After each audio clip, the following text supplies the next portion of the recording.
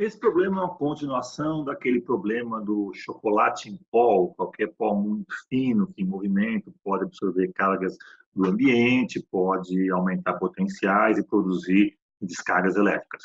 Então, aqui ele fala o seguinte: nesse problema, vamos supor que os operários eles tivessem um potencial elétrico de 7 kV em relação à referencial terra. Como assim 7 kV? Não, eles estão no meio do pó, tem cargas, então muitas cargas passam para as roupas ou para o próprio operário e ele fica eletricamente carregado.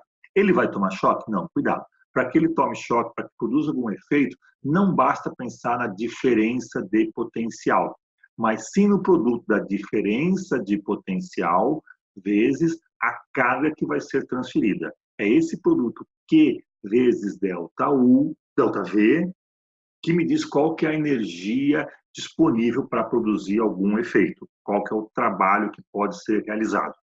Então, vamos lá. Então, de alguma forma, mediram que esses funcionários operários têm um potencial de 7 kV a mais do que a máquina, vamos por assim, tá, em relação ao potencial zero. Então, é como se eles fossem um capacitor de duas placas. Uma placa é o operário e a outra placa é o equipamento.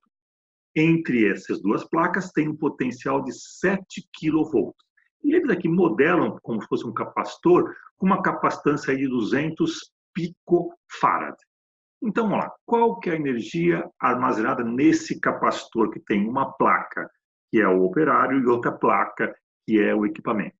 Então, a energia armazenada para esse capacitor de 200 picofarad, num potencial de 7 kV, falta aqui um quadrado, tá? Corrijam aí, por favor. É dado por 4,9 milijoules. Bom, isso é suficiente para produzir uma faísca? Então, ele dá mais uma informação aqui, ó. De acordo com as medidas, dados experimentais, para produzir uma explosão, a centelha tem que produzir uma energia de 150 milijoules. Toda essa energia armazenada no sistema, nesse capacitor operário, o equipamento, produz no máximo uma energia de 4,9 milijoules.